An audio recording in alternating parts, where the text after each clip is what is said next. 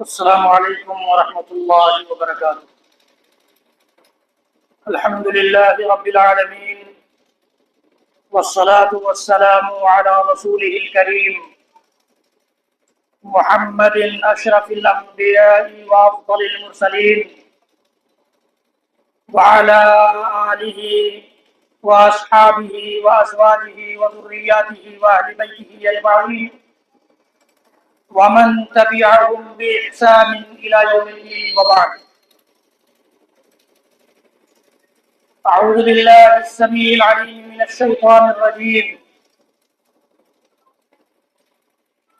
قل إنني هداني ربي إلى صراط مستقيم دينا قيما ملة إبراهيم حنيفا وما كان من المشركين.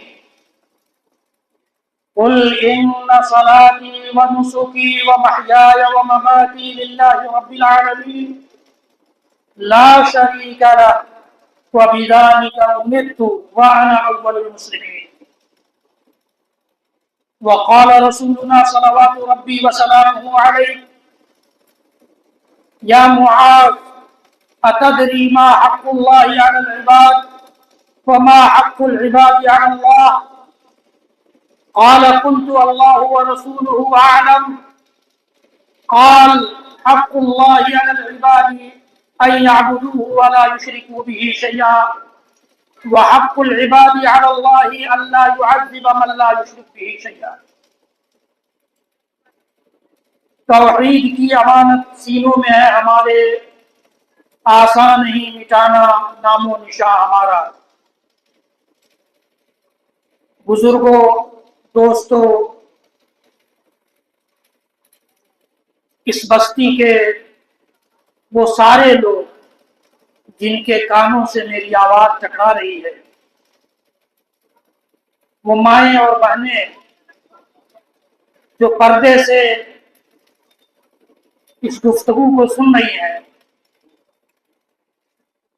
معزز علماء، میرے بڑے عزیز دوست پیغام عمری صاحب اور دیگر علماء، میرے ایک عزیز جو میرے ساتھ آئے ہیں جنہوں نے مجھ سے پہلے آپ کے سامنے صحابہ کرام کے مقام اور مرتبے سے متعلق گفتگو کی ہے، جو جامعہ اسلامیہ سنابل کے آخری سال، فضیلت کے آخری سال کے طالب علم ہیں اور اس سال وہ وہاں سے فراغت حاصل کرنے والے ہیں، وہ سب میری اس گفتگو کے مخاطب ہوں گے. حضرات گرامی، مجھے کہا گیا ہے کہ میں آپ سے اس عاشرے کی مناسبت سے، جس عاشرے سے ہم اور آپ گزر رہے ہیں، جو عاشرہ محمد رسول اللہ صلی اللہ تعالی علیہ وسلم کے بیان کے مطابق افضل عاشرہ تو ہے ہی، ابراہیم علیہ السلام کی شخصیت سے متعلق بھی یادگار عاشرہ ہے. بہت سارے ارکان حجاج کرام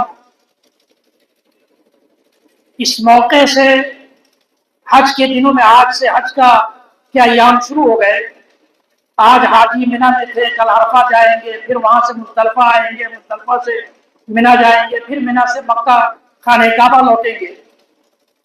یہ ساری چیزیں اور پوری دنیا کے مسلمان محمد رسول اللہ صلی اللہ علیہ وسلم کی سنت کے واسطے سے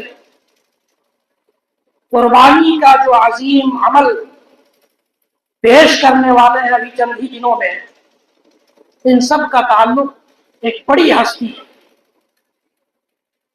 محمد رسول اللہ صلی اللہ علیہ وسلم کے جد امجد اور توحید کی راہ میں اللہ تعالی کے لیے قربانیاں پیش کرنے کے معاملے میں اللہ کی دوستی کے اس حد تک پہنچ گئے جنہیں اللہ تعالیٰ نے خلیل بنا لیا. اس کے بعد دوستی کا کوئی اور مقام نہیں ہوتا. ابراہیم علیہ السلام کی گفتگو کے ساتھ ان کی زندگی جو توحید اور شرک سے لڑائی، توحید اور شرک کے فضیلت اور مذمت، توحید کی اہمیت اور شرک کی خباثت سے متعلق جو ان کی پوری زندگی قرآن پاک نے نوٹ کی ہے، کوٹ کی ہے، اس معاملے کی گفتگو کروں اور اس طرح کی گفتگو کروں۔ دیکھیے، ابراہیم علیہ السلام تو بہت بعد میں آئے۔ اللہ تعالیٰ نے انسانوں کو پیدا ہی کیا تھا توحید کی خاطر، یعنی دوسرے لفظوں میں ہم یہ کہہ سکتے ہیں کہ اگر اللہ تعالیٰ کو اپنی توحید اس کائنات میں باور نہ کرانا ہوتا تو شاید انسانوں جناتوں کو پیدا نہیں کرتا۔ وَمَا خَلَقْتُ الْجِنَّ وَالْإِنسَ إِلَّا لِيَعْبُدُونِ، میں نے جنوں اور انسانوں کو پیدا ہی اسی لیے کیا ہے کہ وہ تنہا میری عبادت کرے۔ اسی کو توحید کہا جاتا ہے۔ توحید عربی زبان کا لفظ ہے جس کا مطلب ہوتا ہے ایک جاننا، اور شریعت کی اصطلاح میں اللہ تعالیٰ کو ایک جاننا، اس کے کاموں میں بھی اور اس کے لیے کیے جانے والوں کاموں میں۔ اس کے کام پیدا کرنا اس کا کام ہے، اس کائنات کی تدبیر کرنا اس کا کام ہے، اس کائنات کا نظام چلانا اس کا کام ہے، اس کائنات کی بادشاہت اس کے ذمہ ہے، حکومت اس کی چلتی ہے پوری کائنات میں، یہ اس کے کام۔ اس میں بھی ہم اس کو ایک جانیں، اور ہمارے جو کام ہیں جو ہم اس کے لیے کرتے ہیں، نیکیاں، عبادتیں، ان میں بھی ہم اس کو ایک جانیں۔ آپ کو سن کر تعجب ہوگا کہ مکہ کے کفار مشرکین کا عقیدہ یہ تھا کہ اللہ ہی خالق ہے، اللہ ہی مالک ہے، اللہ ہی کا کنٹرول ہمارے کانوں پر ہے، ہماری نظروں پر ہے، ہمارے دلوں پر ہے، اللہ ہی سارے معاملات کو دیکھتا ہے، تدبیر کرتا ہے، چلاتا ہے۔ اور ان میں سے بہت سارے معاملات ایسے ہیں جن میں ہمارے مسلمان بھائی فیل ہو جاتے ہیں، ان کو سمجھ میں نہیں آئی یہ توحید، لیکن مکہ کے کفار کا عقیدہ تھا کہ اللہ ہی رزق دیتا ہے۔ قُلْ مَن يَرْزُقُكُم مِّنَ السَّمَاءِ وَالْأَرْضِ، آپ پوچھئے تو ان سے کہ انہیں آسمان سے پانی برسا کر، زمین سے غلے اگا کر رزق کون دیتا ہے، روزی کون دیتا ہے، کھلاتا کون ہے، پلاتا کون ہے؟ أَمَّن يَمْلِكُ السَّمْعَ وَالْأَبْصَارَ وَالْأَفْئِدَةَ، أَمَّن يَمْلِكُ السَّمْعَ وَالْأَبْصَارَ، کون ہے جو کانوں پر بھی ملکیت رکھتا ہے، کانوں پر بھی اسی کا کنٹرول ہے، نظروں پر بھی اسی کا کنٹرول ہے۔ وَمَن يُخْرِجُ الْحَيَّ مِنَ الْمَيِّتِ وَيُخْرِجُ الْمَيِّتَ مِنَ الْحَيِّ، کون ہے وہ ذات جو زندے کو مردہ سے، مردے کو زندہ سے نکالتا ہے۔ وَمَن يُدَبِّرُ الْأَمْرَ، اور سارے سسٹم کو کون چلاتا ہے؟ فَسَيَقُولُونَ اللَّهُ، یہ مکہ کے کفار بھی کہیں گے اللہ، اللہ ان چیزوں کو ڈیل کرتا ہے۔ اور ایک طبقہ مسلمانوں کا ایسا آیا جس نے کہا کہ اللہ نے اپنے کچھ قطب ابدال بنائے ہیں جو ان کے اسسٹنٹ ہیں، اللہ کے اسسٹنٹ ہے، نعوذ باللہ۔ اسسٹنٹ کی ضرورت کس کو پڑتی ہے؟ جس کو چھٹی پر جانا ہو، جو کمزور ہو، بیمار ہو سکتا ہو۔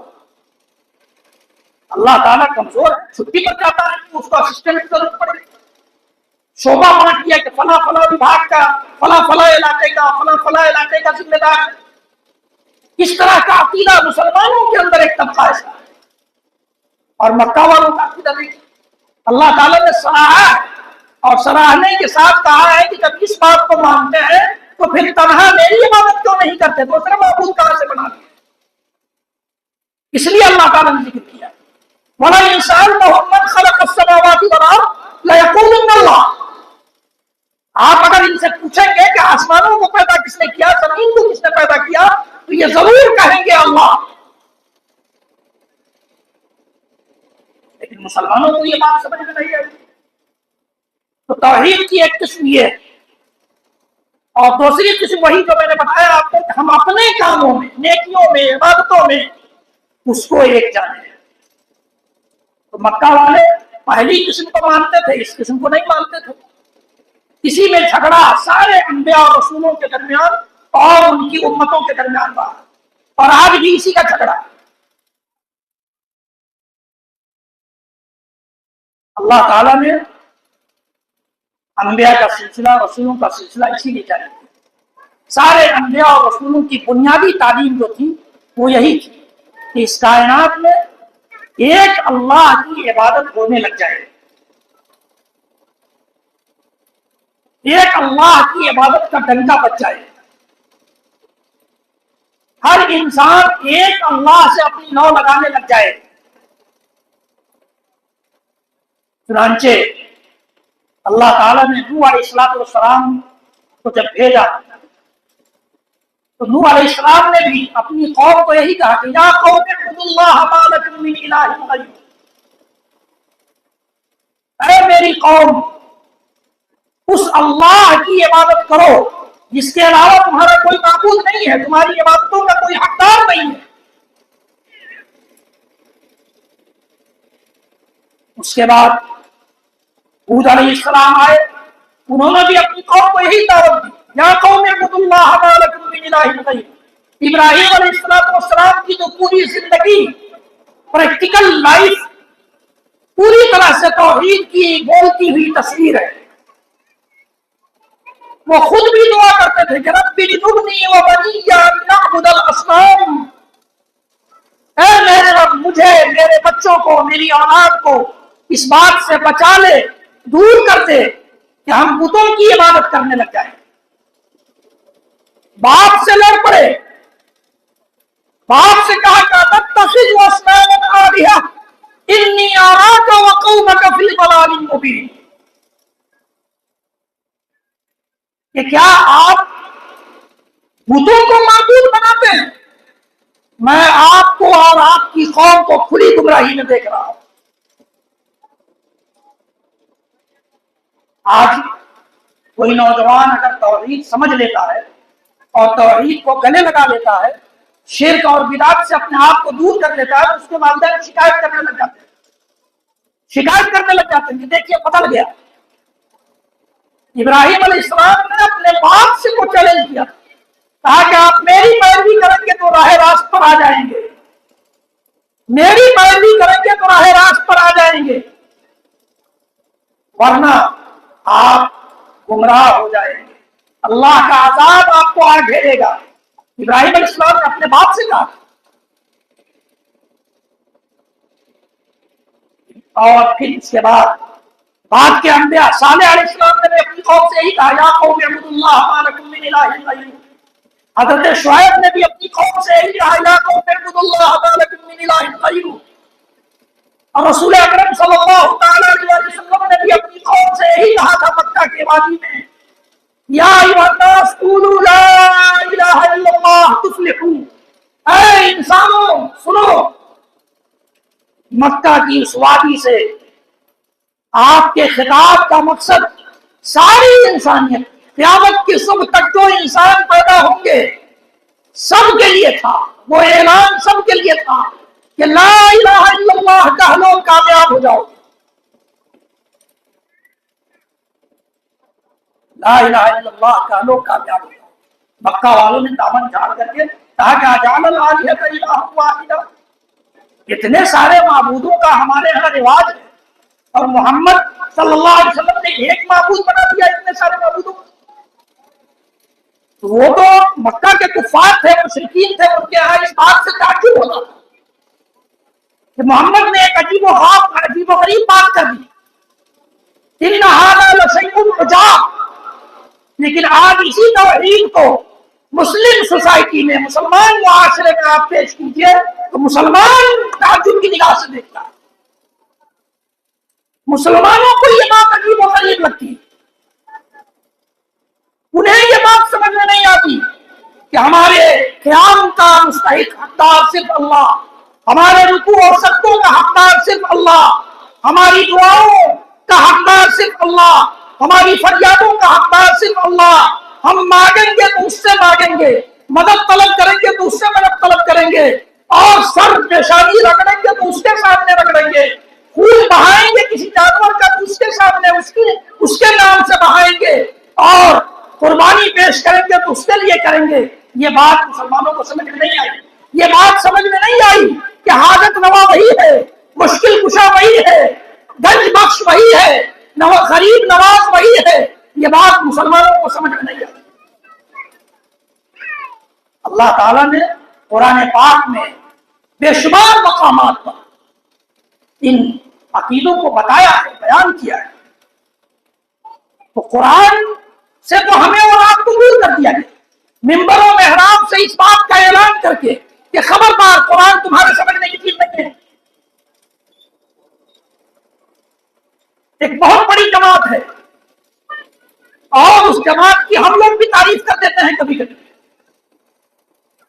اس جماعت کے سے تعلق رکھنے والے ایک باپ سے اس کی بیٹی نے علی گڑھ سے فون کیا کہ یہاں قرآن کا درس ہوتا ہے، اگر آپ اجازت دیں تو میں اس میں شریک ہوا کروں. اس جماعت سے تعلق رکھنے والے وہ باپ صاحب مسلمان تھے، کہا کہ نہیں، خبردار وہاں مت جانا، گمراہ ہو جاؤ، قرآن کے درس میں شامل ہونے سے گمراہ ہو جاؤ. اور پتہ نہیں کیسا نصاب پاگل پنی کی حالت میں بنا دیا گیا، اس کے تعلیم سے، اس کے درس سے گمراہ نہیں ہوں گے. یہ ہمارا معیار ہے. اللہ تعالیٰ نے جو یہ عظیم دولت ہمیں دی تھی، ہم اپنے آپ کو مسلمان کہتے ہیں، اسلام سے ہمارا تعلق ہے، اسلام کی بنیاد ہی توحید پر ہے. توحید نہیں تو اسلام نہیں، توحید نہیں تو نماز بیکار، اور توحید نہیں تو روزہ بیکار، توحید نہیں تو صدقہ و خیرات زکات بیکار، توحید نہیں تو حج اور عمرہ بیکار، توحید نہیں تو ساری نیکیاں بیکار، توحید نہیں تو ہماری کوئی حیثیت نہیں اس زمین پر. نہ یہ زمین ہمارے لیے وسیع ہے اور نہ آسمان ہمیں سایہ دینے والا ہے. اللہ تعالیٰ نے یہ ساری باتیں قرآن پاک میں عرض کی. جب قرآن پاک کا مطالعہ کیجیے تو پتا چلے اللہ تعالیٰ نے قیام کو اپنے لیے بنایا تھا. یہاں قیام کے لیے لڑائیاں ہو رہی ہیں. قیام کیا ہے یہ کسی کو پتا نہیں، قیام کے لیے لڑائی ہو رہی ہے. قیام ایک عبادت ہے جو صرف اللہ تعالیٰ کے لیے لائق ہے، زیبا ہے، کسی اور کے لیے اس کو کرنا شرک ہے. اللہ تعالیٰ نے فرمایا قوموا للہ قانتین، اللہ کے لیے خشوع و خضوع کے ساتھ قیام کرو. آپ نے ہر رمضان میں وہ حدیث سنی ہے، من قام رمضان ایمانا واحتسابا غفر له ما تقدم من ذنبه. ایمان کے ساتھ ثواب کی امید سے جو کوئی بھی رمضان میں قیام کرے گا، وہ قیام اللہ کے لیے، رکوع اللہ کے لیے. یا ایھا الذین آمنوا ارکعوا واسجدوا واعبدوا ربکم. رکوع اور سجدے یہ اپنے رب کے لیے کرو، کسی اور کے لیے سجدہ لائق و زیبا نہیں ہے. یہ پیشانی جس کو ہم لوگ اردو میں سر کہتے ہیں اور انگریزی والے اس کو ہیڈ کہتے ہیں، ہماری پوری باڈی کا یہ ہیڈ ہے. اللہ تعالیٰ نے اس کو ہیڈ بنایا، اور ہیڈ بنایا ہے اس لیے کہ سب سے بڑی ذات کے سامنے اس کو جھکایا جائے، ہر کس و ناکس کے سامنے نہیں، اس چبوترے کے سامنے نہیں جہاں کتا بھی جا کر کے پیشاب کرتے ہیں، اس درخت کے پاس نہیں جس درخت کو خود سوکھنے میں دیر نہ لگے. کسی اور کے لیے یہ پیشانی نہیں بنائی گئی ہے، یہ ہیڈ ہے اور اس کائنات کے ہیڈ کے لیے جھکنا چاہیے.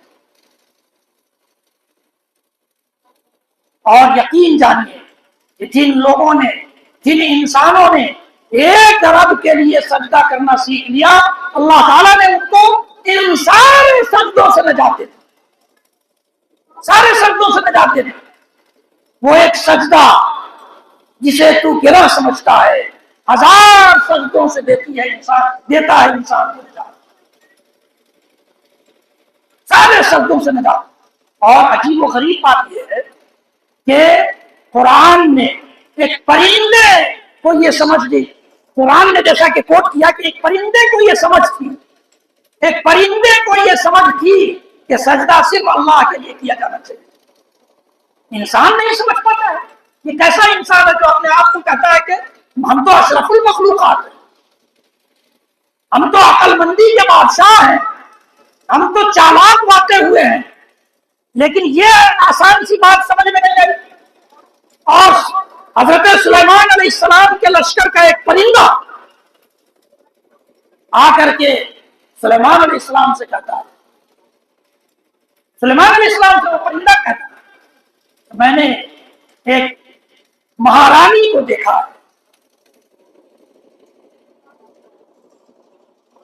انی وجدت امرأة تملکہ وأوتیت من کل شیء ولها عرش عظیم وجدتها وقومها یسجدون للشمس من دون اللہ۔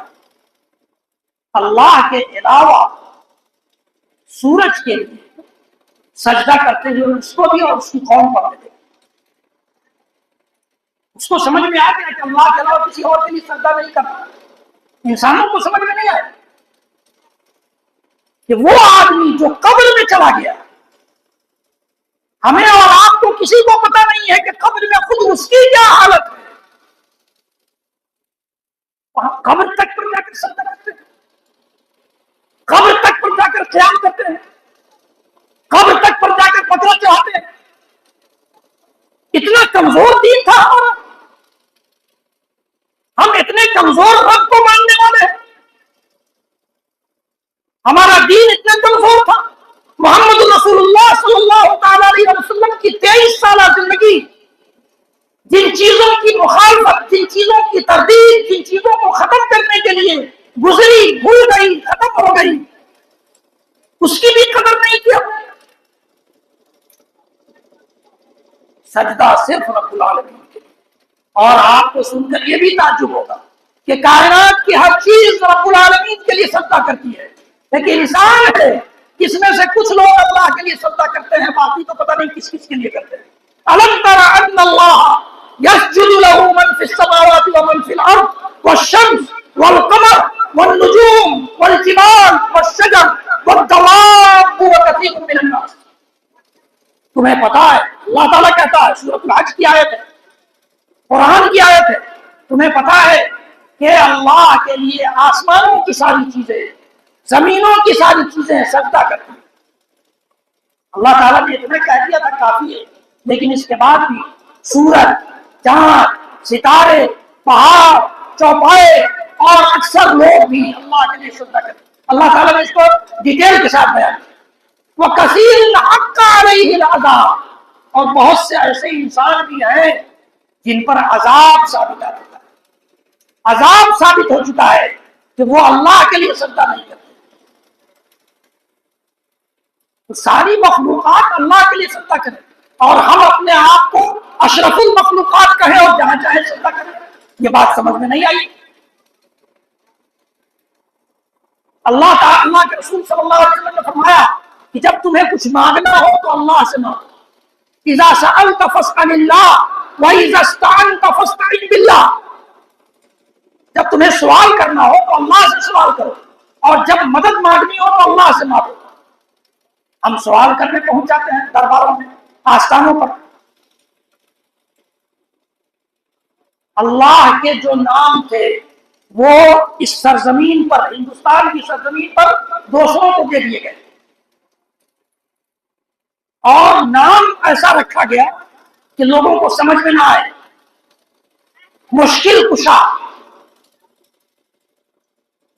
فارسی ورڈ ہے، مشکل کشا کا مطلب مشکل کو کھول دینے والا، دور کر دینے والا۔ کون ہے بھائی؟ فلاں صاحب ہے، میں ان کا نام نہیں لوں گا، فلاں صاحب ہے، مشکل کشا ہے۔ اور اللہ تعالیٰ کیا کہتا ہے؟ کان کھول کر سنیے، جہاں تک میری آواز جا رہی ہے کل قیامت میں وہ نہیں کہہ سکتے کہ مجھ تک تیری توحید کا پیغام نہیں پہنچا۔ اللہ تعالیٰ کہتا ہے امن یجیب المضطر اذا دعا، امن یجیب المضطر اذا دعا کون ہے جو مشکل میں پھنسے ہوئے لوگوں کی فریادوں کو سنتا ہے جب وہ ملاقات وَيَكْشِفُ السُّوءَ اس کی مشکل کو ختم بھی کر دیتا ہے وَيَجْعَلُكُمْ خُلَفَاءَ الْأَرْضِ اور زمین کی خلافتوں سے نواز دیتا ہے أَإِلَٰهٌ مَّعَ اللَّهِ اللہ کے علاوہ بھی کوئی معبود ہے جو ایسا کر سکتا ہے؟ یعنی اللہ کے علاوہ کوئی معبود نہیں. پھر کیسے مشکل کشا بنا لیا بھائی؟ اللہ تعالیٰ نے فرمایا إِن يَمْسَسْكَ اللَّهُ بِضُرٍّ فَلَا كَاشِفَ لَهُ إِلَّا هُوَ وَإِن يُرِدْكَ بِخَيْرٍ فَلَا رَادَّ لِفَضْلِهِ فرمایا کہ اگر اللہ تعالیٰ تمہیں کوئی تکلیف پہنچانا چاہے، کسی مصیبت میں گرفتار کرنا چاہے، تو اس کائنات میں کوئی بڑی سے بڑی ہستی، چاہے اس ہستی کا تعلق انبیاء سے ہو، چاہے اس ہستی کا تعلق رسولوں سے ہو، چاہے اس ہستی کا تعلق اولیاء سے ہو، بزرگوں سے ہو. لوگ یہی نہ کہتے ہیں کہ ولی سے کچھ بھی کر سکتے ہیں. نا، ولی کچھ بھی نہیں کر سکتے، کچھ بھی کر سکتا ہے تو اللہ کر سکتا ہے. اس کے علاوہ کسی کو یہ اختیار نہیں تھا کہ وہ چاہے جو چاہے کر لے. نا، یہی عقیدہ سمجھ لینا ہے، آسان ہو جائے گا. اللہ تعالی اگر تمہارے ساتھ تمہیں تکلیف میں، مصیبت میں، پریشانی میں، نقصان میں ڈالنا چاہے، فلا کاشف لہ الا ہو، تو اس کے علاوہ کوئی نہیں ہے جو تمہارے اس تکلیف کو، مصیبت کو دور کر دے. پھر مشکل کشا کہاں سے بنا دیا آپ نے بھائی؟ وَإِن يُرِدْكَ بِخَيْرٍ فَلَا رَادَّ لِفَضْلِهِ اور اگر وہ خیر کا ارادہ کرے، تمہارے ساتھ خیر کا، بھلائی کا ارادہ کرے، کسی فائدے میں ڈالنا چاہے، کسی انعام سے نوازنا چاہے، کوئی تم پر نوازش اور کرم کرنا چاہے، اپنے فضل و مہربانی سے نوازنا چاہے، تو اس کے فضل کو کوئی ٹال بھی نہیں سکتا. ہمارا عقیدہ تو ایسا مضبوط عقیدہ تھا، ہم نے کیسے دوسرے کو حاجت روا سمجھ لیا، ضرورتیں پوری کرنے والا کیسے سمجھ لیا. ضرورتیں تو اللہ کے دربار میں پوری ہوتی ہیں، بغیر کسی رسوائی کے پوری ہوتی ہے. اللہ کے رسول صلی اللہ علیہ وسلم نے ایک حدیث میں فرمایا کہ اپنے رب کو یقین کے ساتھ، اس یقین کے ساتھ بلاؤ، اس سے مانگو کہ وہ تمہاری مانگ کو پوری کرنے والا، تمہاری مانگ کو سننے والا. دعا کرنے کے لیے کیا بھائی، دعا کرنے میں کیا حرج ہے؟ بہت سے لوگ کہتے ہیں تو لوگ عام قبرستان میں بھی جا کر کے آئے دعا کرنے لگ جاتے ہیں. قبرستان میں دعا کس بات کی بھائی؟ اگر آپ کو قبرستان والوں کے لیے دعا کرنا ہے تو گھر سے دعا کر سکتے ہیں کہ اللہ تعالیٰ قبرستان میں ہے، وہی سنے گا، یہاں نہیں سنے گا. اور اگر قبرستان والوں سے آپ کو دعا کرنا ہے، ان سے مانگنا ہے، تو یہ شرک ہے. تو ان کے لیے دعا کرنا ہے تو ان کے لیے وہاں جانے کی ضرورت نہیں ہے، اور ان سے دعا کرنا ہے تو اس لیے جانے کی ضرورت نہیں ہے کہ یہ شرک ہے. اور قبرستان جانا بھی ہے، قبرستان جانا بھی ہے، لیکن جو لوگ یہاں سے دفن ہے قبرستان میں، گزر چکے ہیں دنیا سے، ان کے لیے نہیں جانا، اپنے لیے جانا ہے. قبرستان اپنے لیے جانا ہے. ہمارے اور آپ کے نبی جن کا کلمہ پڑھا ہے ہم نے، جن سے محبت ایمان کا حصہ ہے، جن سے محبت نہیں ہے تو ایمان نہیں ہے. جن کی رسالت کا کلمہ نہیں پڑھیں گے، جن کی رسالت پر ایمان نہیں لائیں گے، تو ہم اور آپ مسلمان نہیں ہوں گے. انہوں نے یہی تو کہا ہے قبرستان جانے کے لیے، قبرستان جانے کے لیے کہا ہے، لیکن کیوں جانا ہے یہ بھی بتا دیا. فرمایا حدیث گرامی میں کہ كنت نهيتكم عن زيارة القبور فزوروها فإنها تذكر الآخرة. میں نے پہلے تمہیں قبرستان جانے سے منع کیا، لیکن اب اجازت دیتا ہوں، زیارت کرو، قبرستان جاؤ، وزٹ کرو قبرستان. کیوں؟ مردوں کو آرام پہنچانے کے لیے، یا شب برات میں گھر بلا کے حلوہ کھلانے کے لیے؟ کیا، کس لیے؟ فَإِنَّهَا تُذَكِّرُ الْآخِرَةَ قبرستان کی زیارت آخرت کی یاد دلاتی ہے، اس لیے جاؤ۔ آخرت کو یاد کرنے کے لیے وہاں جانے کے بعد آخرت یاد آنا چاہیے، نہ کہ موم بتی اگربتی یاد آنا چاہیے۔ آخرت کی یاد کہ ہمیں بھی کل یہیں پہنچنا ہے، کل مجھے بھی یہیں دفن ہونا ہے، اسی مٹی میں سڑ گل جانا ہے، اپنے ایک ایک عمل کا حساب دینا ہے۔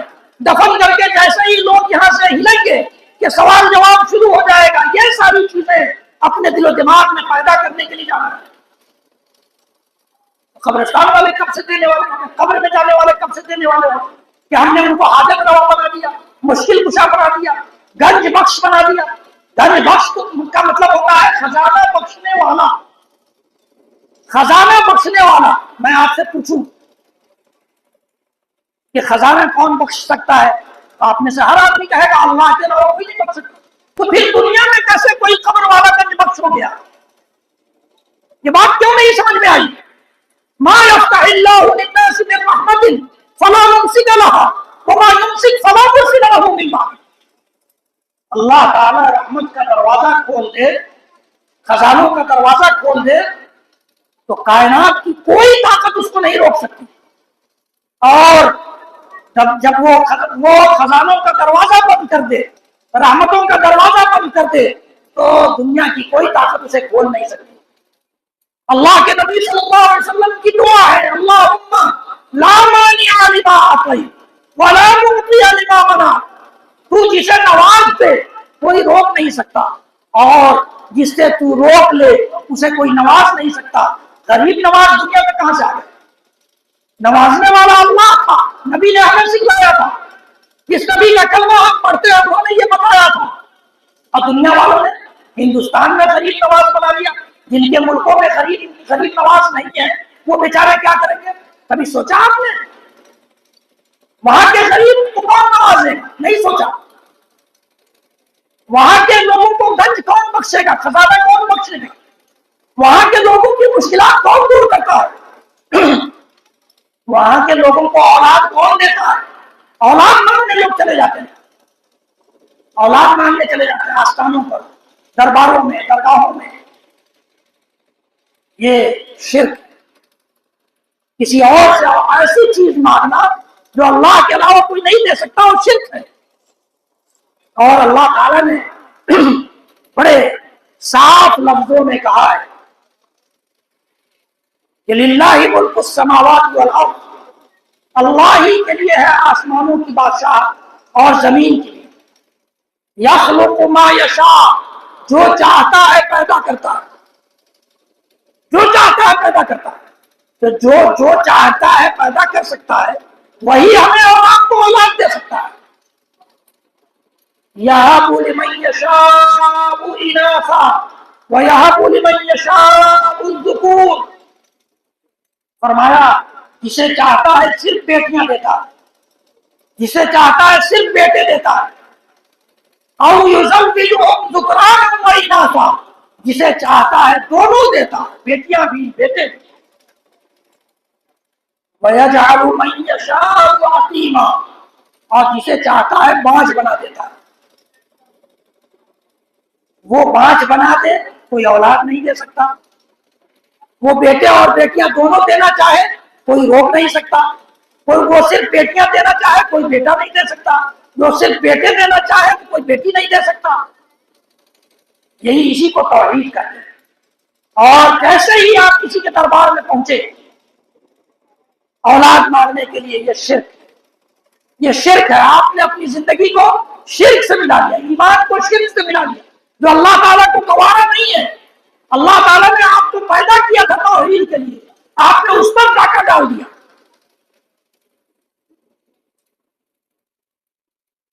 اللہ پر تنہا بھروسہ کیا جائے، اللہ پر تنہا بھروسہ کیا جائے کہ وہ جو چاہے گا وہی ہوگا۔ ہم کیا کرتے ہیں؟ بہت سارے مسلمان جو گاڑی ڈرائیو کر رہے ہیں، گاڑی چلا کے جا رہے ہیں، کوئی جانور دائیں سے بائیں یا بائیں سے دائیں ہو گیا، گاڑی روک دیتے ہیں، گاڑی روک دیتے ہیں۔ جب تک دوسرا کوئی اس وہاں سے نہیں گزرے گا پھر وہ گاڑی آگے نہیں بڑھاتے۔ اتنا کمزور ہے خدا کہ اب کتے بلیاں بھی ہماری قسمت لکھنے لگ جائیں. ہم اپنی قسمت کو ماں کے پیٹ میں اللہ سے لکھوا کر لائے تھے. اب یہ روڈ پر ہماری قسمت لکھی جانے لگی، کتے بلیوں نے لکھنا شروع کر دیا. یہ اللہ پر بھروسے کے خلاف ہے. اللہ تعالیٰ نقصان پہنچانا چاہے تو آپ کے اس جانور کے گزرنے نہ گزرنے سے کوئی فرق نہیں پڑتا، اور ہزاروں ایسے واقعات پیش آتے ہیں، آپ جانتے ہیں. دوسری قوموں سے ہم نے اس کو اڈاپٹ کر لیا ہے. دوسری قوموں کے ڈرائیوروں نے ایسا کیا، ان کا تو کوئی عقیدہ ہی نہیں بھائی، ان کے پاس تو لائف اسٹائل ہی کچھ نہیں ہے، ان کا کوئی دین دھرم ہی نہیں ہے. ہم تو اس بات کے دعوے دار ہیں کہ ہمارا دھرم اور ہمارے دھرم کی کتاب، ہمارے دھرم کے رسول، سب کا تعلق اللہ سے، اوپر سے. اس بات کو تو سب لوگ مانتے ہیں. پھر زمین میں کہاں سے یہ سب پیدا ہو گئے؟ توکل اللہ پر. اسی طرح سے بعض لوگ کیا کرتے ہیں، جیسے کچھ پریشانی میں مبتلا ہوئے، چلے گئے اوجھا جی کے پاس. اوجھا جی جھاڑ دیں گے، پھونک دیں گے، معاملہ صاحب. اوجھا جی کے جھاڑنے سے آپ کی قسمت بدل جائے گی، آپ کی پریشانی دور ہو جائے گی.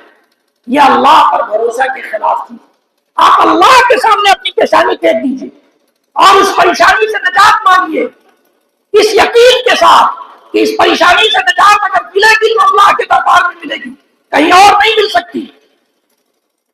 اور پھر دیکھیے کیسے وہ پریشانی آپ کی دور نہیں ہوگی. اللہ کے رسول صلی اللہ علیہ وسلم کے دور میں، صحابہ کرام کے دور میں، تابعین اعظام کے دور میں، تبع تابعین کے دور میں، یہ اوجھا، یہ بابا، یہ کون تھے؟ کوئی تھا؟ ان لوگوں کی مصیبتیں کہاں دور ہوتی تھی؟ ان لوگوں کی پریشانیاں کہاں دور ہوتی تھی؟ وہ لوگ اولاد مانگنے کہاں جاتے تھے؟ وہ اپنی پریشانیوں کو دور کرنے کے لیے کس کا دروازہ کھٹکھٹاتے تھے؟ بات سمجھ میں نہیں آئی. اور ہندوستان میں ہم نے اپنی دین کو بدل دیا، جس دین کی بنیاد کلمہ توحید پر تھی. اللہ کے نبی صلی اللہ علیہ وسلم نے، ہم سب کے امام نے، اس کائنات کے امام نے، سارے نبیوں اور رسولوں کے امام نے ہمیں اور آپ کو یہ بتایا تھا کہ جس دین کو تم ماننے لگ گئے ہو، اس دین کی بنیاد اللہ تعالیٰ نے شہادت اللہ الہ الا اللہ وان محمد رسول اللہ پر رکھی. لا الہ الا اللہ کی گواہی، محمد رسول اللہ کی گواہی پر اس دین کی بنیاد تھی. لا الہ الا اللہ کو ہم نے کمزور کر دیا، لا الہ الا اللہ کو کمزور کر دیا. لا الہ الا اللہ، لا الہ جب ہم کہتے ہیں تو اس کا مطلب ہی ہوتا ہے کہ دنیا میں کوئی بھی اس لائق نہیں ہے جس کی عبادت کی جا سکے، جس کو معبود سمجھا جائے، کوئی نہیں. پہلے یہ اللہ تعالیٰ نے اقرار کروایا، کلمہ ہمارا ایسا بنایا کہ پہلے اس بات کا اقرار کرو کہ کوئی اس لائق نہیں ہے اس کائنات میں، اور اس کے بعد اس اللہ کی توحید کو اپنے دل و دماغ میں بیٹھاتے ہوئے کہو الا اللہ، سوائے اللہ، اللہ کے علاوہ کوئی نہیں ہے اس کائنات میں جس کی عبادت کی جائے. اور عبادت میں نے بتایا آپ کو کہ صرف نماز پڑھنا عبادت نہیں ہے، نماز کا ایک ایک پارٹ عبادت ہے. نماز کا قیام بھی عبادت ہے مستقل. وہی قیام آپ جا کر کے جو کھڑے رہتے ہیں مسجد میں نماز کی حالت میں ہاتھ باندھ کر کے، ویسے ہی اگر آپ دوسری جگہ جا کر کہیں کھڑے ہوتے ہیں تو یہ شرک ہے. جو رکوع آپ مسجد میں کرتے ہیں وہی رکوع کہیں اور جا کر کریں، شرک ہے. جو سجدہ آپ مسجد میں کرتے ہیں وہ کہیں اور جا کر کسی اور کے لیے کرنے لگ جائیں، شرک ہے.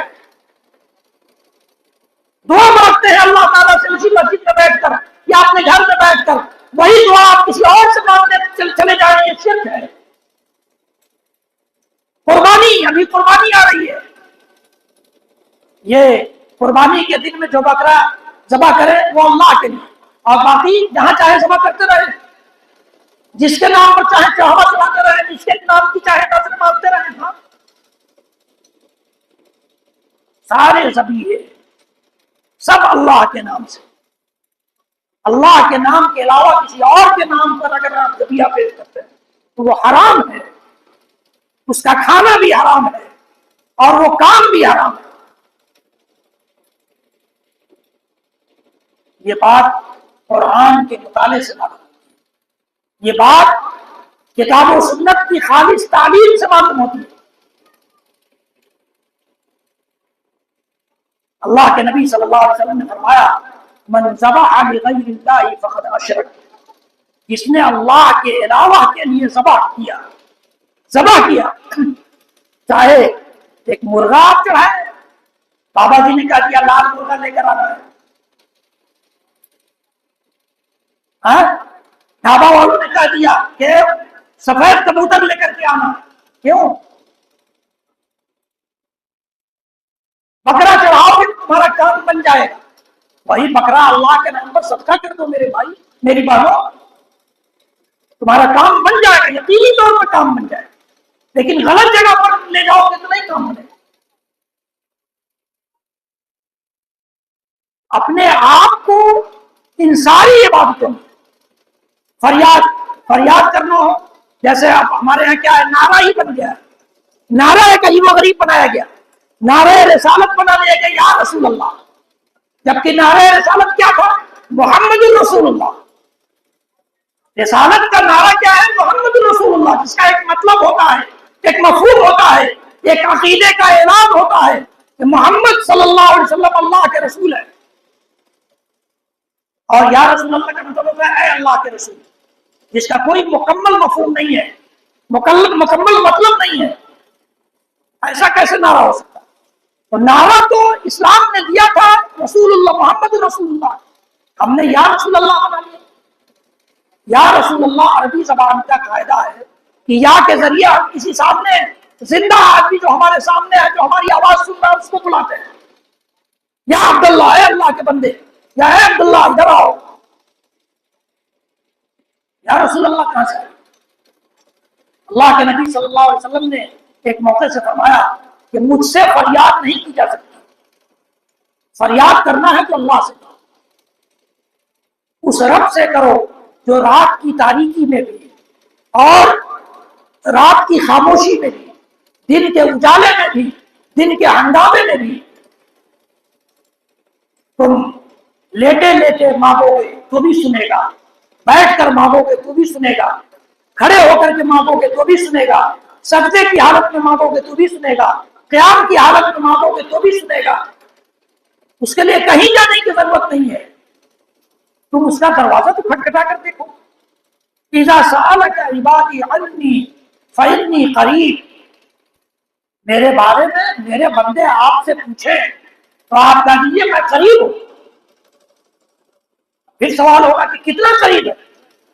فَنَحْنُ أَقْرَبُ إِلَيْهِ مِنْ حَبْلِ الْوَرِيدِ، اللہ تعالیٰ کہتا ہے کہ ہم تو بندے کے شہرت سے بھی زیادہ قریب ہیں، یہ شہرت کہلاتی ہے، یہ انسرت سے زیادہ قریب ہے۔ اب اس کو سنانے کے بجائے کہیں اور ہم کسی اور کا دروازہ کھٹکھٹائیں، جو سننے والا ہر رات اس آسمان پر اترتا ہے اور آواز لگاتا ہے، حل من سائل فأعطیہ، ہے مجھ سے کوئی مانگنے والا جس کو میں دوں،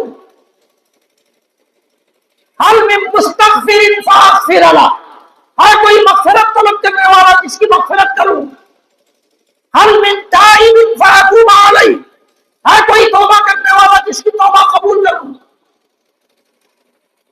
مانگ پوری کرنے والا خود آ کر کے آواز لگا رہا ہے، اور ہم در در کی ٹھوکریں کھا رہے ہیں، در در کی ٹھوکریں کھا رہے ہیں، اپنا عقیدہ بھی خراب کرتے ہیں، کبھی کبھی ہماری عزتیں بھی لوٹی جاتی ہیں، آبرو بھی ہماری آبرو پر بھی ٹاٹا پڑتا ہے، مال تو برباد ہوتا ہی ہے، اور اللہ تعالیٰ کے ہاں ان میں سے کچھ بھی نہیں برباد، ہمیں ذلت و رسوائی کا سامنا بھی نہیں کرنا پڑتا، بڑی خاموشی کے ساتھ وہ ہماری دعا کو سن لیتا ہے اور نواز دیتا ہے۔ تو اسی سے دعا مانگی جائے، اسی سے ہم قربانی کریں گے، اس میں ہم نے دعا بھی، ہم نے آج جو میں نے آیتیں پڑھی ہیں مختصر سے حمد و ثنا کے بعد، حمد و صلات کے بعد، سورہ انعام کی آیتیں ہیں، ان میں اللہ تعالیٰ نے اسی کی طرف اشارہ کیا، اور قربانی کی دعا کی دو آیتیں بھی اس میں، اللہ تعالیٰ نے اس میں نبی سے کہا قل اننی ہدانی ربی الی صراط مستقیم۔ نبی آپ اعلان کر دیجیے، آپ کہہ دیجیے دنیا والوں سے، خاص طور سے قرآن پر ایمان رکھنے والوں سے، اپنی رسالت کا کلمہ پڑھنے والوں کے درمیان یہ اعلان کر دیجیے، اننی ہدانی ربی الی صراط مستقیم، یقیناً میرے رب نے میری رہنمائی کی ہے صراط مستقیم کی جانب۔ صراط مستقیم دکھا دیا ہے، سیدھی راہ دکھا دی ہے اس نے، سیدھے راستے پر چلا دیا ہے اس نے۔ دین القیامہ، بڑا مضبوط دین ہے، ایسا دین ہے جس کے کسی ایک حصے میں، کسی ایک تعلیم میں، کسی ایک عقیدے میں شک و شبہ کی کوئی گنجائش نہیں، باطل اور جھوٹ ہونے کی کوئی گنجائش نہیں ہے۔ دین القیامہ ملت ابراہیم حنیفہ، یہ ابراہیم علیہ السلام کی وہ شریعت ہے جو انہوں نے سارے ادیان، سارے مذاہب، اس وقت کے سارے تعلقات کو ختم کر کے رشتہ جس سے بنایا تھا، وہ شریعت ہے، وہ دین ہے جو مجھے ملا۔ اتنا مضبوط دین والا انسان ہمارا کمزوری کے شکار کیسے ہوتا ہے؟ ہمارے قدم ہلنے کیسے لگتے ہیں؟ مضبوط دین کو چھوڑ کر ہم گمراہی کی راہ کیسے اختیار کر لیتے ہیں؟ سیدھے راستے پر چلتے چلتے ہم اپنا راستہ بدل کیسے لیتے ہیں؟ وما کان من المشرکین، ابراہیم علیہ السلام مشرکوں میں سے نہیں تھے، لیکن اس کے باوجود آپ کی ہستی ایسی تھی کہ سب نے اپنا رابطہ ان سے کیا، سب نے کوشش کی کہ وہ ہمارے تھے، سب نے یہ دعویٰ کیا کہ ابراہیم ہمارے تھے۔ یہودیوں نے کہا کہ ابراہیم ہمارے، نصرانیوں نے کہا کہ ابراہیم ہمارے، مکہ والوں نے بھی کہا کہ ابراہیم ہمارے۔ اللہ تعالیٰ نے کہا کہ نہ، ابراہیم صرف ایمان والوں کی، صرف اسلام کے ماننے والوں کی ابراہیم ہے، بس۔ وما كان من المشركين، مشرک نہیں تھے۔ قل ان صلاتي ونسكي ومحياي ومماتي لله رب العالمين لا شريك له۔ دعا کرنے کے وقت قربانی کی ہم یہ آیت پڑھتے ہیں جس میں کہتے ہیں میری نماز، میری قربانی، میرا مرنا اور جینا سب اس اللہ رب العالمین کے لیے، جس کا کوئی پارٹنر نہیں ہے، ساجی نہیں ہے، شریک نہیں ہے۔ نماز بھی اسی اللہ رب العالمین کے لیے، قربانی بھی اسی اللہ رب العالمین کے لیے، زندگی اور موت بھی اسی اللہ رب العالمین کے لیے، یعنی زندگی اور موت کے درمیان کی ساری چیزیں اسی اللہ رب العالمین کے لیے۔ پھر یہ گھسپیٹ کر کے کہاں سے آ جاتی ہیں؟ یہ باتیں کہاں سے آ جاتی ہیں جو ہمیں شرک کی طرف لے جاتی ہیں، شرک ہم سے کرا دیتی ہیں؟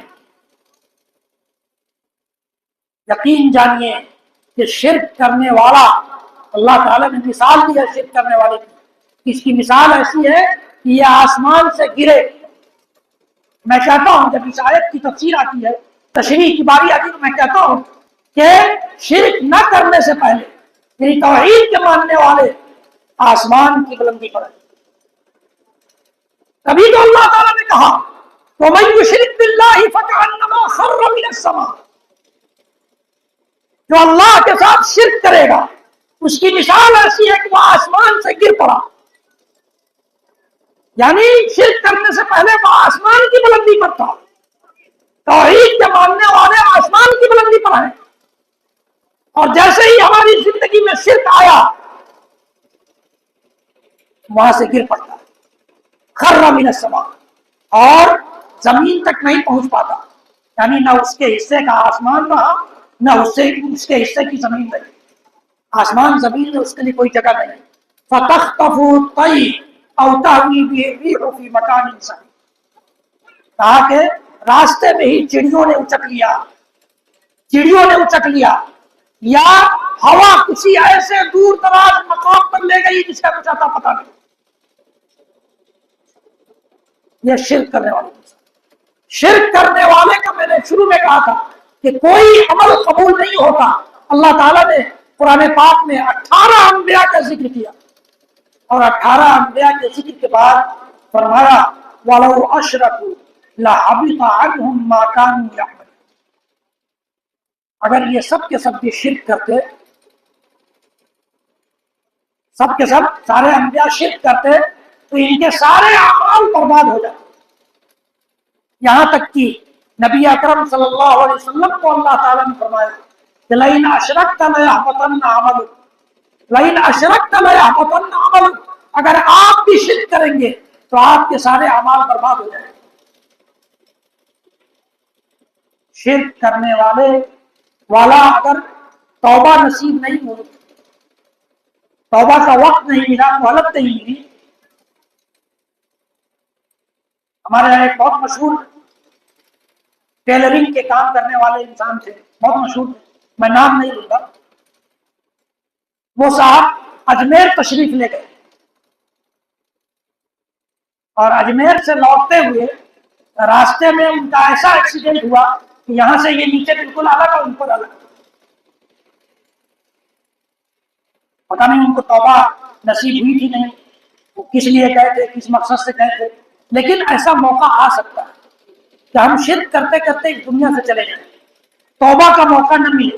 تو توبہ کا موقع نہیں ملا تو ایسے لوگوں کے لیے جنت حرام ہے. ایسے لوگوں کے لیے جنت حرام ہے. اللہ تعالیٰ نے یہ اعلان کیا ہے، جنت اور جہنم بنانے والے نے یہ اعلان کیا ہے. میں کسی کو جنتی اور جہنمی نہیں کہتا، جیسے کہ ممبر و محراب سے کہا جاتا ہے فلاں جماعت کے سارے لوگ جہنمی ہیں. کہا جاتا ہے ارے وہ تو جہنم والے ہیں، ان کی بات چھوڑو، وہ بے دین ہے، کافر ہے، ان کی بات چھوڑو. ہم ایسا کسی کو نہیں کہتے.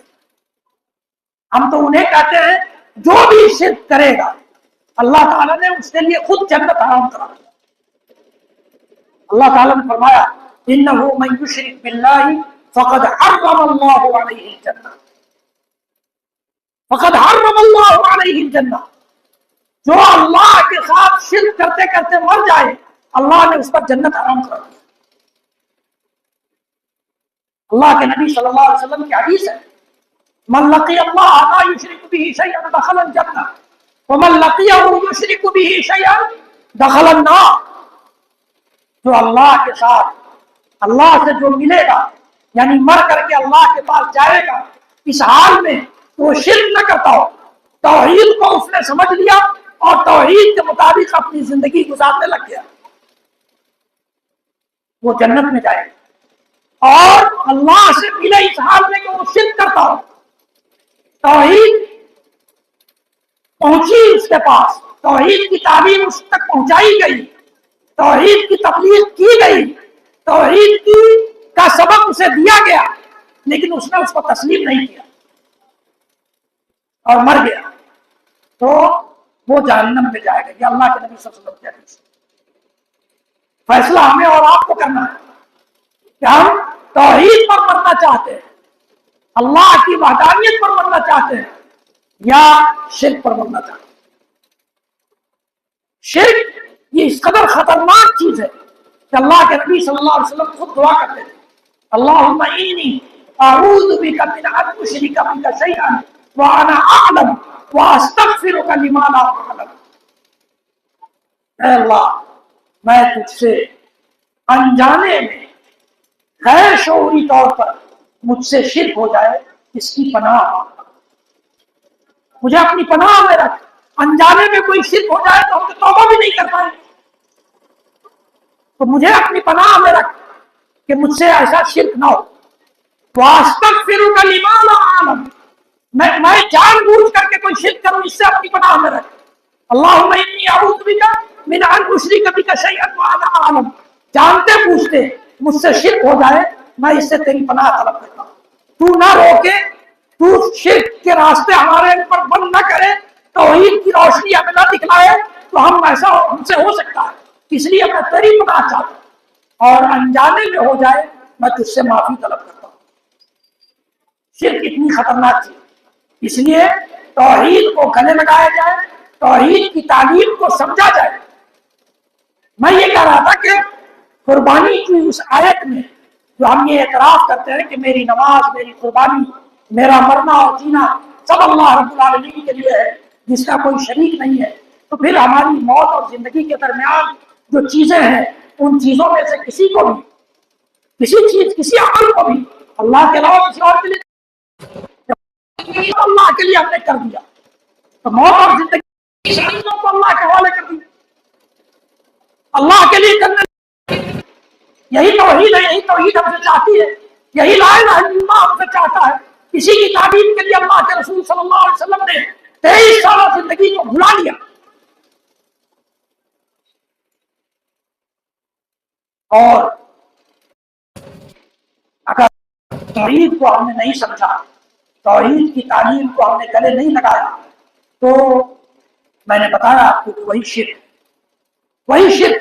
اور آج جو ہم پریشانیوں کا رونا روتے ہیں دنیا میں، یہ پریشانی، وہ ظالم حکمران، وہ ظالم سیاست، وہ ظالم قانون ساز اور وہ ظالم عدالت، یہ ساری چیزیں ہمارے انہی توحید کی کمزوریوں کی وجہ سے، شرک میں بہت زیادہ آگے حد سے بڑھ جانے کی وجہ سے۔ اللہ تعالیٰ نے فرمایا کہ اگر تم تنہا میری عبادت کرنے لگ جاؤ گے اور میرے ساتھ شرک کرنے سے بچ جاؤ گے تو یہ زمین تو تمہاری ہے، زمین کی خلافت تمہاری ہے، زمین کی حکومت تمہاری ہے۔ وعد اللہ الذین آمنوا، ان میں سے ایمان والوں سے اللہ کا وعدہ ہے، اور اللہ چھوٹا وعدہ نہیں کرتا۔ کیا وعدہ ہے؟ لَأَسْتَخْلِفَنَّهُمْ فِي الْأَرْضِ كَمَا اسْتَخْلَفَ الَّذِينَ مِن قَبْلِهِمْ، پہلے کی قوموں کو، اسلام کی تاریخ کی شروعات اور ابتدائی دور کو آپ دیکھیں گے تو آپ کو یہ اندازہ ہوگا، یا اس سے پہلے بھی اللہ تعالیٰ نے کہا کہ زمین کا خلیفہ جس طرح سے ان کو بنایا تھا تمہیں بھی بنا دیں۔ وَلَيُمَكِّنَنَّ لَهُمْ دِينَهُمُ الَّذِي ارْتَضَىٰ لَهُمْ، اور جو دین تمہیں دیا ہے اس میں اختیار کر کے، پسند کر کے، اس دین میں بھی مضبوط کر دے گا۔ اور فرمایا وَلَيُمَكِّنَنَّ لَهُمْ دِينَهُمُ الَّذِي ارْتَضَىٰ لَهُمْ وَلَيُبَدِّلَنَّهُم مِّن بَعْدِ خَوْفِهِمْ أَمْنًا، خوف کی جو یہ خوف کا جو ماحول بنا ہوا ہے، ڈر کا جو ماحول بنا ہوا ہے، اسے امن و شانتی سے بدل دے گا۔ اللہ کا وعدہ ہے، زمین کی خلافت، دین کی مضبوطی اور امن و شانتی کی فضا ایمان والوں کے لیے، عمل صالح کرنے والوں کے لیے، جو میری عبادت کرے، میرے ساتھ شرک نہ کرے، یعبدوننی ولا یشرکون بی شیئا۔ اللہ تعالیٰ نے ان تینوں وعدوں کے بعد یہ جملہ رکھا، میری عبادت کرنے لگ جاؤ اور میری عبادت میں کسی کو شریک نہ ٹھہراؤ، یہ تینوں وعدے تمہارے لیے۔ لیکن ہندوستانی مسلمانوں کو یہ بات راس نہیں آئی۔ دوسرے اگر بدھ کی پوجا کریں تو کیا کہتے ہیں کہ وہ کافر، کوئی عیسیٰ علیہ السلام کو اللہ کا دوسرا یا تیسرا قرار دے، اللہ کا بیٹا قرار دے، تو ہم کیا کہتے ہیں کہ وہ مشرک ہے۔ اور ہم نے کیا کہا کہ وہی جو عرش پر مستوی تھا خدا ہو کر اتر پڑا مدینے میں مصطفیٰ ہو، یہ شرک نہیں ہے۔ ہم نے محمد رسول اللہ کو نور من نور اللہ کا، یہ گستاخی نہیں ہے اللہ کی۔ صرف بتوں کی پوجا، عیسیٰ مسیح کی پوجا یا آگ کی پوجا، سورج اور چاند کی پوجا، یہ شرک ہے۔ اور ہم جس کی چاہے پرستش کریں۔ علامہ حالی رحمۃ اللہ علیہ اردو کے بہت بڑے ادیب گزرے ہیں، اردو کے بہت بڑے ادیب گزرے ہیں۔ انہوں نے، ان کی ایک کتاب ہے مسدس، انہوں نے اپنے مسدس میں اس وقت، آج سے تقریباً 100، 125، 150 سال پہلے کی بات، اس وقت کے ماحول میں، آج تو اور ماحول بدل گیا۔ انہوں نے کچھ اشعار کہے تھے، ان اشعار کو سنیے، غور کیجیے، اپنی زندگی کو بدلیے، اللہ کی توحید کی طرف آئیے، شرک سے توبہ کیجیے اور شرک سے اپنے آپ کو، اپنے بچوں کو، اپنے گھر والوں کو بچائیے۔ یہی اسلام کی تعلیم ہے، یہی اصل اسلام ہے، اسی کے لیے نبی آئے تھے، نبی نے اپنی پوری زندگی یہی تعلیم دی، اور ہم لوگ جو یہاں جمع ہوئے ہیں یہی سیکھنے سکھلانے کے لیے جمع ہوئے۔ کہا تھا علامہ حالی نے، کرے گر غیر بت کی پوجا تو کافر، کرے گر غیر بت کی پوجا تو کافر، جو ٹھہرائے بیٹا خدا کا تو کافر۔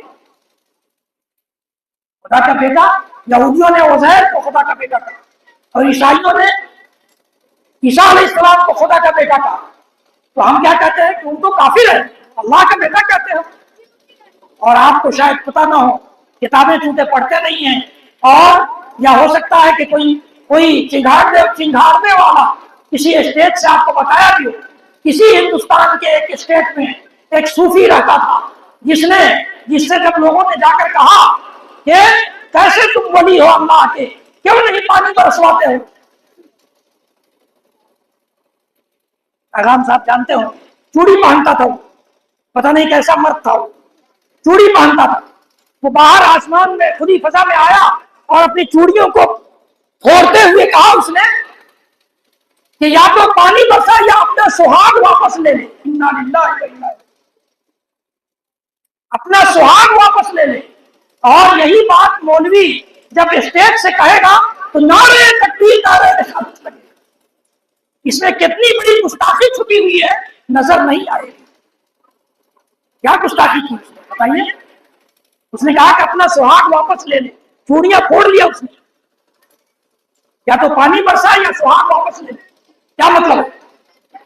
اس نے گویا اپنے آپ کو اللہ کی بیوی قرار دیا، نعوذ باللہ من ذالک۔ وہ مومن ہے، ولی ہو گیا اللہ، وہ اللہ کا ولی ہو گیا، وہ کافر نہیں ہوا، وہ مشرک نہیں ہوا۔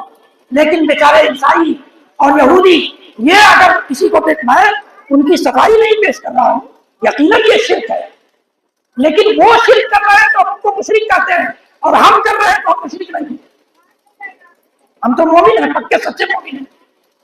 تو کرے گر غیر بت کی پوجا تو کافر، جو ٹھہرائے بیٹا خدا کا تو کافر، جھکے آگ پر بہر سجدہ تو کافر۔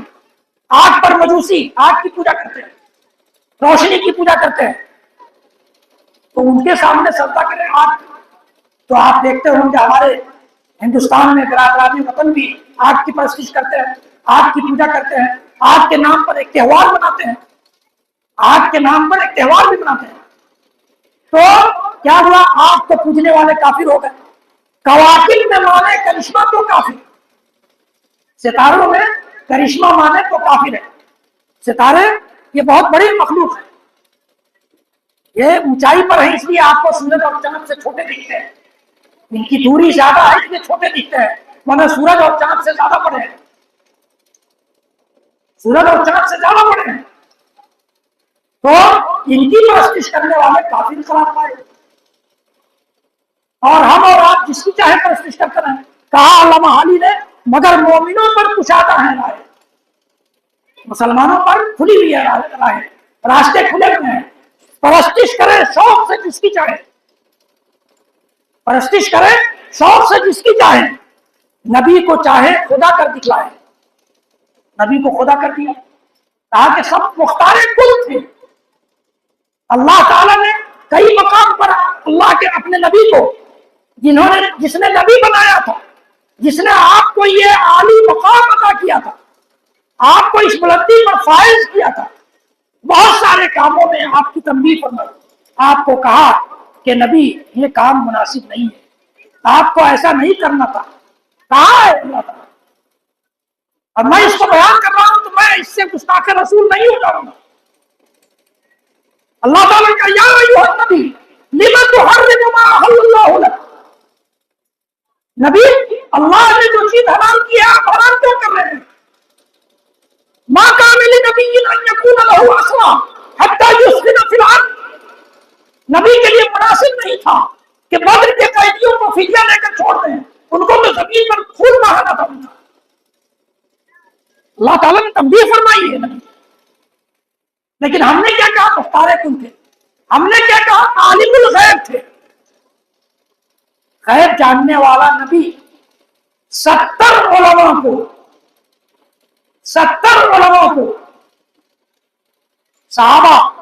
صحابہ میں سے 70 علماء کو دشمن کے حوالے کر دیتا ہے کہ لے جا کے قتل کر۔ غیب جان رہے تھے تو ان کو معلوم تھا، اگر آپ جان رہے تھے، سب کچھ جانتے تھے، جو ہو گیا وہ بھی جانتے ہیں اور جو نہیں ہوا وہ بھی جانتے تھے، تو وہ جان رہے تھے کہ یہ لے جا کر کے قتل کر دے گا، پھر بھی 70 صحابہ کو بھیج دیا لے جاؤ قتل کرو۔ کتنا بڑا الزام ہے بھائی۔ تو نبی کو ہم نے خدا کر دی، خدا کا جو حق تھا نبی کو لا کر دے دیا، اور کہا اماموں کا رتبہ نبی سے بڑھا ہے، اماموں کا رتبہ نبی سے بڑھا ہے۔ میں اس پر زیادہ بات نہیں کروں گا، اس لیے کہ یہ ٹاپک پیغام صاحب کا ہے، وہ بات کریں گے اتباع رسول پر، اتباع نبوی پر، اب نبی اکرم صلی اللہ علیہ وسلم کی پیروی کا کیا مطلب ہے، کیا مفہوم ہے، محمد رسول اللہ ہم سے کیا تقاضا کرتا ہے، یہ پیغام صاحب آپ کے سامنے رکھیں گے۔ لیکن اماموں کا رتبہ اس سماج نے، مسلم سماج نے نبیوں سے بڑھا دیا ہے۔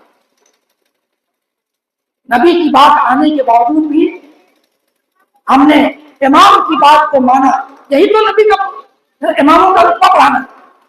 مزاروں پہ دن رات نظریں چڑھائیں، مزاروں پر دن رات نظریں چڑھائیں، علامہ علی کا 150 سال پہلے دن رات نظریں چڑھائیں۔ اس وقت اتنی نظریں چڑھ رہی تھی، آج کیا حال ہوگا؟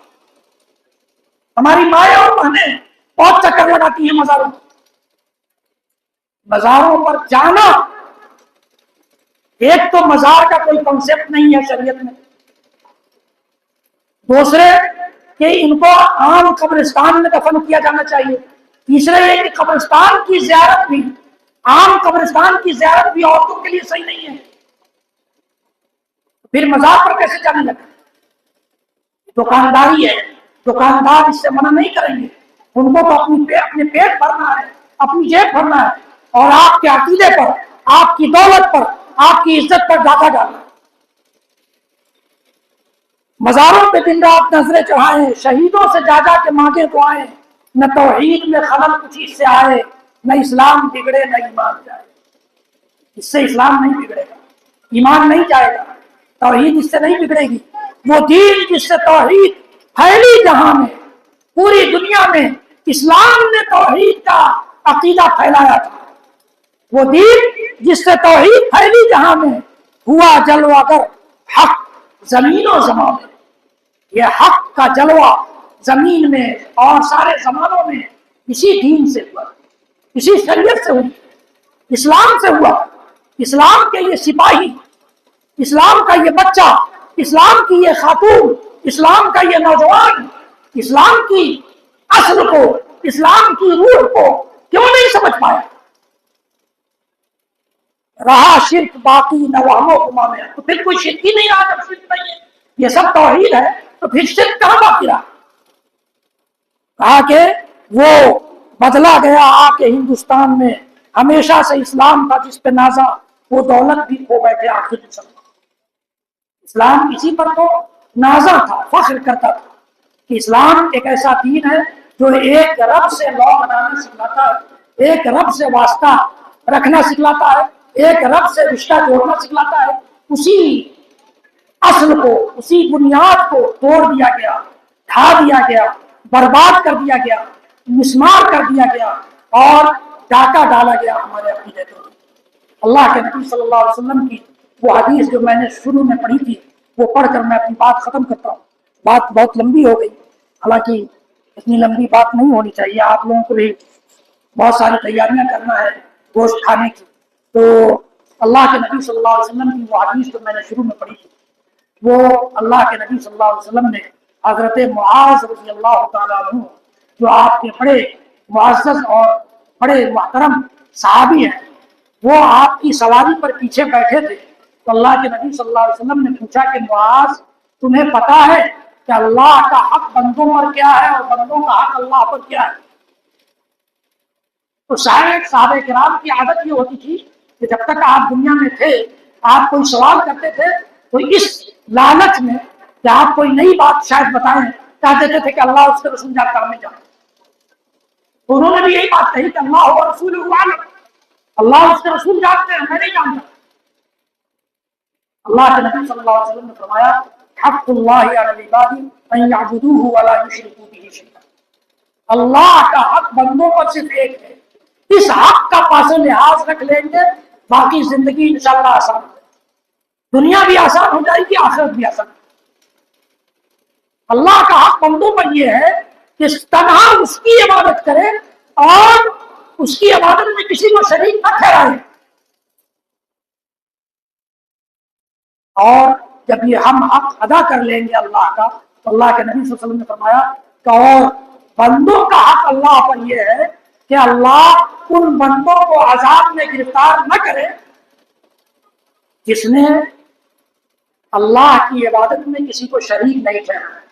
یعنی توحید پر مرا ہے شرک اس نے نہیں کیا اس کو عذاب نہ دے. یہ اللہ پر بندوں کا حق بن جاتا ہے. وحق العباد علی اللہ اللہ یعذب من لا یشرک به. یہ حدیث ہے. ہم اور آپ اپنی زندگی کو سنواریں اپنے عقیدے کو درست کریں توحید سیکھیں توحید پر جیئیں توحید پر مریں اللہ سے توحید کی بھیک مانگیں اللہ سے دعا کریں کہ ہمارا ایک ایک عمل صرف اس کے لیے ہو. ہمارا ہر قسم کا رشتہ ہر قسم کا تعلق صرف اس سے ہو اور کسی سے نہ ہو. اس پر یہ دعا کریں اور اس سے بھیک مانگیں توحید کی شرک سے پناہ مانگیں اس سے اور اللہ رب العالمین سے یہ درخواست کریں دعا کریں کہ اللہ رب العالمین جب تک زندہ رکھے توحید پر زندہ رکھے جب وفات دے توحید پر وفات دے. اللہ رب العالمین ہم سب کو کہنے سننے سے زیادہ عمل کی توفیق بخشے. صلی اللہ تعالی علی نبینا محمد وعلی آلہ وصحبہ وسلم تسلیما کثیرا کثیرا. سبحان ربک رب العزة عما یصفون وسلام علی المرسلین والحمد للہ رب العالمین والسلام علیکم ورحمۃ اللہ وبرکاتہ.